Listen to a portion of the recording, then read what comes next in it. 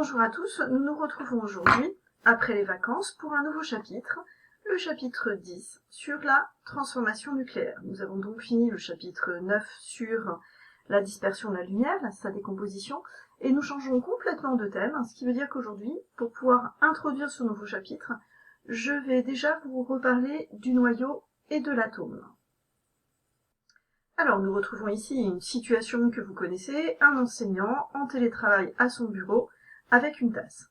L'idée est de comprendre que la matière, et vous le savez depuis le collège, est formée de minuscules entités, ce qu'on appelle les atomes. Intéressons-nous aux atomes de la tasse. Dans ces atomes de la tasse, on retrouve effectivement une constitution que nous avons déjà vue au niveau de la constitution de la matière, c'est-à-dire que chaque matière est constituée d'atomes, lui-même constitué d'un noyau, et d'électrons qui gravitent autour de ce noyau. Dans le chapitre que nous allons aborder aujourd'hui, nous n'allons absolument pas parler des électrons, on en a déjà suffisamment parlé dans le chapitre précédent, on va s'intéresser au noyau et aux particules de ce noyau. Dans ce noyau, il y a des neutrons, représentés ici en blanc, et des protons, représentés en rouge. Ces deux particules constituent ce noyau, et elles sont très fortement confinées à l'intérieur du noyau par une interaction qu'on va appeler interaction nucléaire. Tant que ce noyau ne se scinde pas, qu'il ne fusionne pas, qu'il ne se transforme pas, on dit que ce noyau est stable. Et il existe pour certains éléments chimiques, effectivement, des noyaux qui sont très stables en nature. Mais pour d'autres noyaux, qui sont donc dits instables, il va se passer la chose suivante, c'est que suite à une transformation, qu'on va appeler ici transformation nucléaire, suite à cette transformation nucléaire, ce noyau va donc alors être instable. Les particules qui se trouvent confinées à l'intérieur du noyau vont donc avoir tendance à suivre un phénomène qu'on va appeler phénomène de radioactivité. Ils vont émettre soit des rayonnements, soit des particules. Et selon la nature de ces particules, on va avoir affaire à de la radioactivité, dite spontanée, dite provoquée, à travers différentes réactions.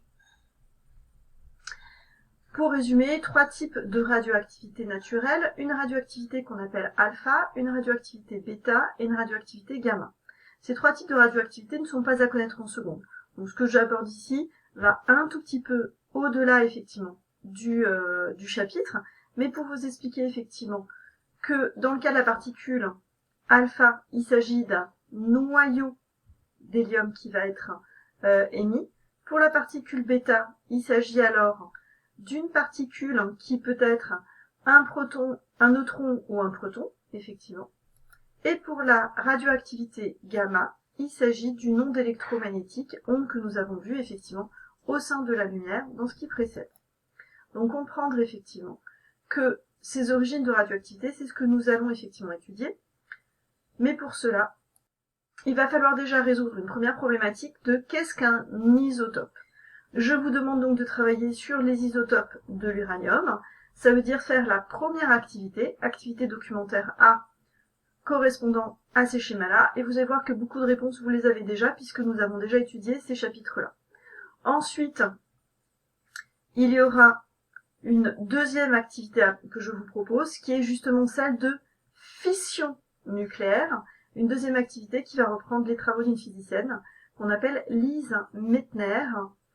Et donc, l'activité B correspond aux questions qui se trouvent à la suite.